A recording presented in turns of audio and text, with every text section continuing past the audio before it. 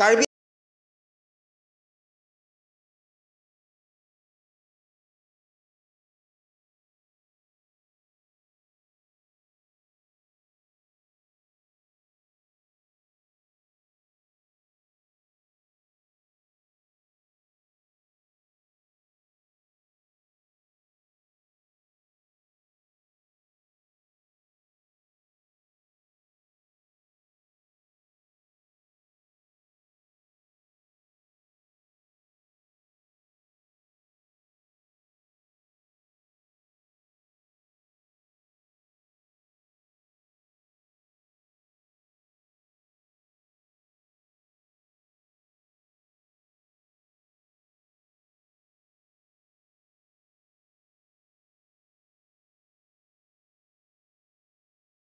এটা মৰ্মান্তিক ঘটনা, বহুত দুখজনক। সমবেদনা দিবলৈ সকলো আহিছে, কিন্তু সমবেদনা দিলেই নহয়, ঘৰখনৰ লগত ক্ষতিপূৰণ কোনেও এইটো ভৰিব নোৱাৰে। আৰু সেই অনুভৱখিনি মুখেৰে ক'বলৈ সহজ, কিন্তু মাক দেউতাকৰ লগত কি হৈছে সেইখিনি উপলব্ধি কৰাজনেই জানে। আৰু এই ঘটনাটো হয়তো আমাৰ প্ৰধান আচাৰ্য বিমল, মোৰ বন্ধু, তেওঁ জানি বুজি অনা নাছিলে যে তাত পয়জন আছে বুলি চাওমিনখিনি, বা ৰেষ্টুৰেণ্টতো জানি বুজি কিবা পয়জন দি পেলাই চাওমিন নবনায়। কিন্তু ভুলটো হৈছে বিদ্যাভাৰতী স্কুল এখনত বাহিৰৰ পৰা খাদ্য নালাগে বুলি সদায় এনাউন্সমেণ্ট কৰা, মোৰ ঘৰৰ ওচৰৰ পৰা মই সদায় শুনো। তেনে অৱস্থাটো চাওমিন অলপ আহিল কেনেবাকৈ, আৰু তাত ভুল হৈছে। স্কুল কৰ্তৃপক্ষত পৰিচালনা সমিতি এখন আছে, হয়তো সমিতিখন দুৰ্বল হৈছে, তেওঁলোকে ভালকৈ পৰিচালনা কৰিব পৰা নাই, আৰু প্ৰধান আচাৰ্যৰ ভুল হৈছে। গতিকে ভুলৰ তদন্ত যিয়ে নহওক, তেওঁলোকে ভুলটো স্বীকাৰ কৰিব লাগে। প্ৰধান আচাৰ্যই ভুল স্বীকাৰ কৰিব লাগে, স্কুল পৰিচালনা সমিতিয়ে ভুল স্বীকাৰ কৰিব লাগে, আৰু দুখৰ এই ভুলৰ এটা শাস্তিও পাব লাগে, যাতে ভৱিষ্যতে এনেকুৱা এটা নহয়, কোনোখন স্কুলতে নহয়, আমাৰ সমাজত নহয়, আমাৰ বজাৰত যাতে এনেকুৱা এটা ছিটুৱেশ্যন দ্বিতীয়বাৰ নহয়। আৰু প্ৰধান আচাৰ্য বিমলে তেওঁৰ নৈতিকতা স্বীকাৰ কৰি প্ৰধান আচাৰ্যৰ পৰা অব্যাহতি ল'ব লাগে, আৰু পৰিচালনা সমিতিখন এখন ভংগ কৰি নতুনকৈ ৰিফৰ্ম কৰক। ৰিফৰ্ম কৰি আগলৈ যাতে এনেকুৱা ঘটনা নহয় তাৰ প্ৰতি গুৰুত্ব দিয়ক, সেইখিনি মোৰ ক'বলগীয়া।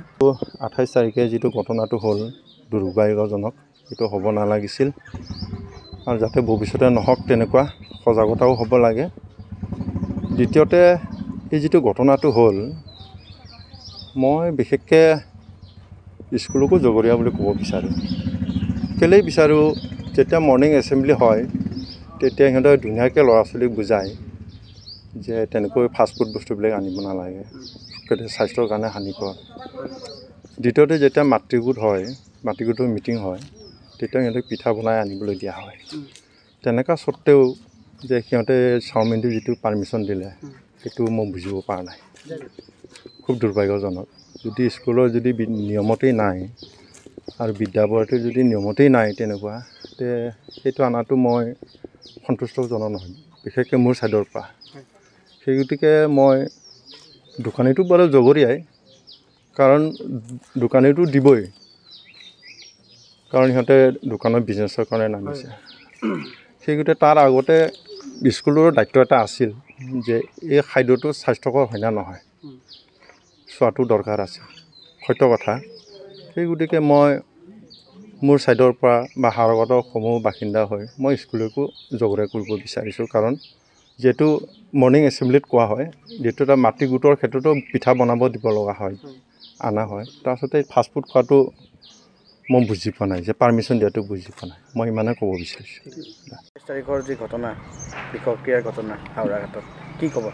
হয়, যি তন্ময় বৰা নামৰ যুৱকজন অকাল বিয়োগত মৃত্যু হ'ল, তাৰ বাবে আমি সমূহ যুৱ ছাত্ৰ পৰিষদৰ জিলা সমিতি আৰু হাওৰাঘাট আঞ্চলিক সমিতি মৰ্মাহিত। আৰু আমি এতিয়া সকীয়াই দিব বিচাৰিছোঁ যে শংকৰদেৱ স্কুলখনৰ প্ৰধান শিক্ষকক আমি সকীয়াই দিব বিচাৰিছোঁ যে যি সময়ত আগত কৈছিল যে তেওঁলোকে দম্ভালি মাৰি কৈছিল যে আমাৰ স্কুলখনত কোনো পধ্যেই ফাষ্টফুডৰ আইটেম এলাউ কৰা নহয়, সেই সময়ত কেনেদৰে এই গাফিলতি তেওঁলোকে কৰিলে।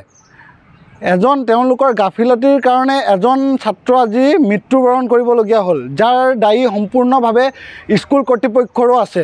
আৰু যি সময়ত তেওঁলোকে পিঠা পনাৰ এটা কম্পিটিশ্যন পাতে, মাতৃ সন্মিলনী পিঠা পনাৰ কম্পিটিশ্যন পাতে, সেই সময়ত তেওঁলোকে আজি কিহৰ কাৰণে এই চাওমিন আনি খুৱাবলগীয়া হ'ল ছাত্ৰ ছাত্ৰীক, সেইটো কাৰণে আমি সকীয়াই দিছোঁ যে প্ৰধান শিক্ষকজনে যাতে অতি সোনকালে তেওঁ পদত্যাগ কৰে আৰু এই কমিটিখন, যিখন এটা কমিটি আছে, সেই কমিটিখন যাতে বৰ্জন হয়, আমি যুৱ ছাত্ৰ পৰিষদৰ পৰা সকীয়াই দিছোঁ।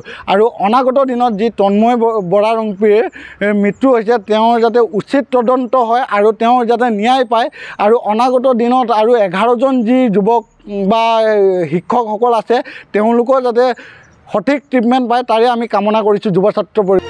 বকলিয়াঘাটৰ পৰা ৰাজু কাঠাৰৰ ৰিপৰ্ট, এনিটাইম 24।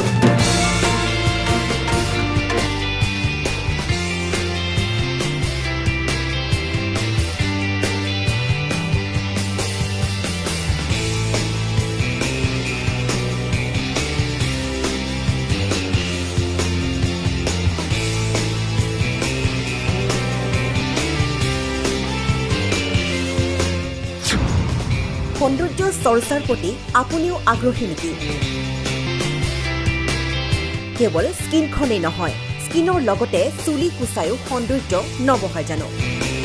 লগতে হাত ভৰি যতনো খুবেই প্ৰয়োজনীয়।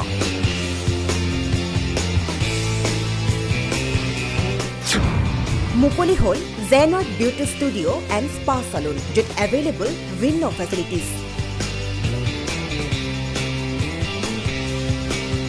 Spa treatment, hair service, waxing, pedicure, manicure, facial treatments, bridal makeup, fish pedicure, steam bath, massage, eyelash, nail, body polishing or logote aru vinno facilities apunar babe. Gotike deri kihor ajiye visit korok.